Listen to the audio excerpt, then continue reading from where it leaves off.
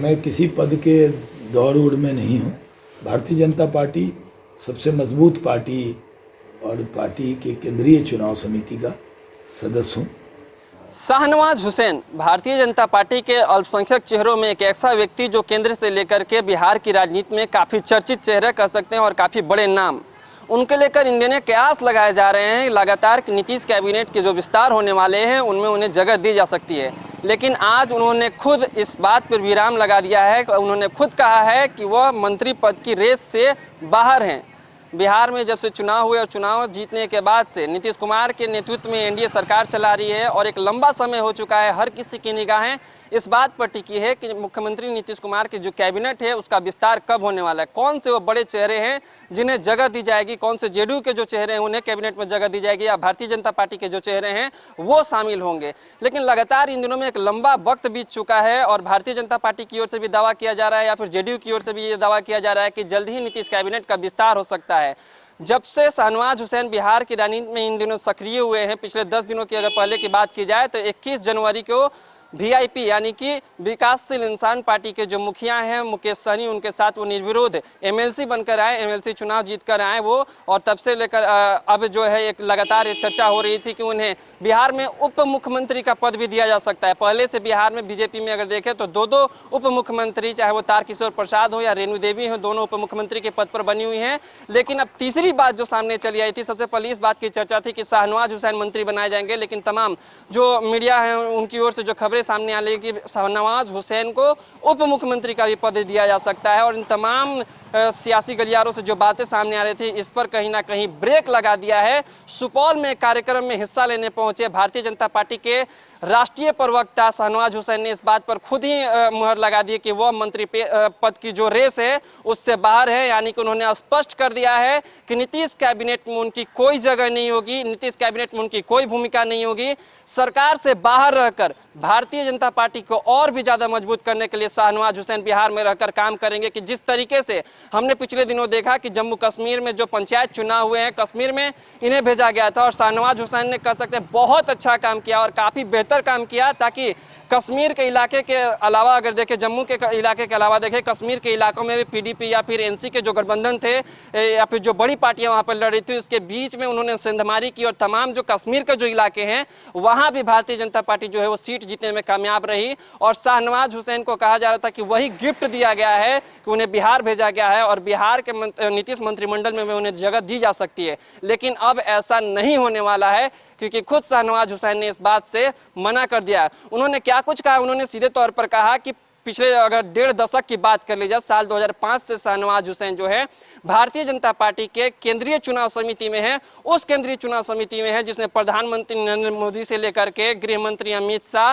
रक्षा मंत्री राजनाथ सिंह या भारतीय जनता पार्टी के जो राष्ट्रीय अध्यक्ष है जेपी नड्डा, वो भी उस केंद्रीय चुनाव समिति में है और ये उनके लिए बहुत बड़ी बात है। उन्होंने एक बड़ी बात ये भी कही कि भारतीय जनता पार्टी बिहार में आज सबसे बड़ी पार्टी है, मजबूत पार्टी है और पार्टी को और भी ज़्यादा मजबूत बनाना है, इसलिए उन्हें दिल्ली से बिहार भेजा गया है। यहाँ पे है और मैं किसी पद के दौड़ उड़ में नहीं हूँ।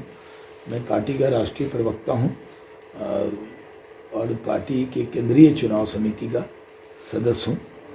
वो मेरे लिए बहुत ऑनर की बात है जहाँ 10 लोग प्रधानमंत्री जी के साथ, अमित शाह जी के साथ और नड्डा जी के साथ, राजनाथ जी के साथ, मुझे भी उसमें 2005 से मैं उसमें काम कर रहा हूं, तो जो संगठन की जिम्मेवारी है उसका भी दायित्व निभा रहे हैं। और हमारे राष्ट्रीय अध्यक्ष थे नितिन गडकरी जी, वो एमएलसी होते हुए हमारे राष्ट्रीय अध्यक्ष रहे। हमारे राष्ट्रीय अध्यक्ष थे माननीय अमित शाह जी, वो एमएलए होते हुए लगातार राष्ट्रीय अध्यक्ष रहे। जब एमपी वो लोकसभा का चुनाव हम लोगों ने, पार्टी ने उनको जब कहा तब उन्होंने चुनाव लड़ा। ये जिम्मेदारियां होती हैं और यहाँ पर भारतीय जनता पार्टी का बहुत अच्छा कार्यक्रम चल रहा है। जगह जगह हमारा प्रशिक्षण शिविर हो रहा है।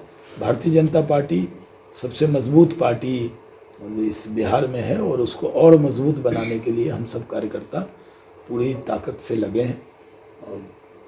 और जहाँ तक किसान आंदोलन का सवाल है, सरकार ने पहले भी कहा कि जो 1.5 साल कानून को स्थगित करने की बात थी उस पर प्रधानमंत्री जी ने कहा कि वो कायम है और किसान भाइयों को भी चाहिए, वो अपने लोग हैं उनके बीच में कुछ अनासर घुस गए थे, वो सही नहीं है। हम किसानों के विरोध में नहीं हैं, लेकिन लाल किले का और तिरंगे का अपमान करने वालों के विरोध में देश है।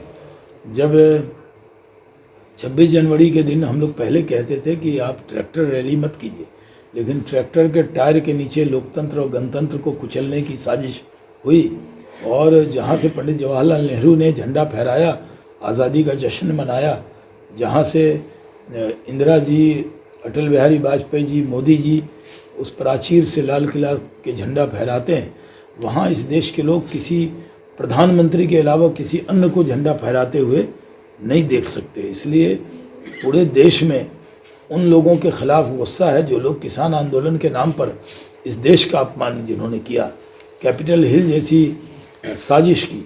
ऐसे साजिशकर्ता को बख्शा नहीं जाएगा, और जो किसान भाई हैं वो भी किसी इस तरह के अनासिर जो आतंकी हैं, जो खालिस्तानी सोच के लोग हैं, जो माओवादी हैं, जो कम्युनिस्ट विचार के लोग हैं, जो वो विपक्ष के कुछ नेता जिस तरह की बयानबाजी कर रहे थे वो बहुत दुखद है। राहुल गांधी जी ने ट्वीट किया था, वीर तुम बढ़े चलो, और ख़ुद विदेश बढ़ गए थे। तो उन्होंने क्या कहा था, वीर तुम लाल किला पे बढ़े चलो। ये कैसी पाठ उन्होंने पढ़ाई थी।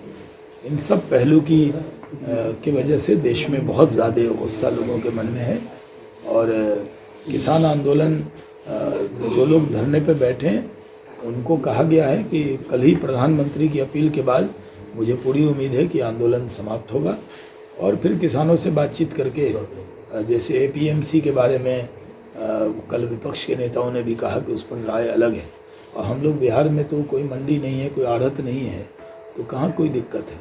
किसानों को अपना अनाज, जो कपड़ा बनाने वाला, जूता बनाने वाला, रसगुल्ला बनाने वाला, पेड़ा बनाने वाला, सब कोई अपना सामान बाज़ार में बेच सकता है, लेकिन किसान अगर चाहे कि वो अपना सामान जो अपने दाम पर कोई उचित दाम उसको मिले, उस पर अगर बेचने जाए तो उसको कैसे रोका जा सकता है। मैंने मान लीजिए कि मैंने यहीं पे मैं बारी में आलू पैदा करता था जब मैं यहाँ था, मुझे आलू लगाना, आलू निकालना ये सब आता है। तो जब वो आलू ज़्यादा होता था तो अगर उसको बेचना हो तो मैं अपने रेट पे बेचूंगा, मुझे कौन रोक सकता है।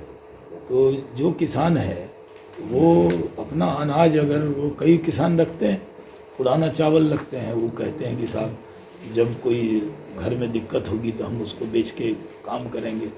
तो क्या होना चाहिए, हमने तो ये नहीं कहा कि APMC में कोई दिक्कत होगी, ना मंडी ख़त्म होगी, ना आढ़त ख़त्म होगी।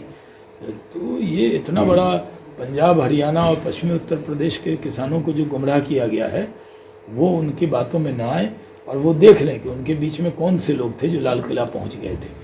इसलिए उनको आंदोलन स्थगित करना चाहिए। अपना देश है, अपने किसान हैं। हम किसानों के विरोध में न कभी थे, न हैं, न रहेंगे।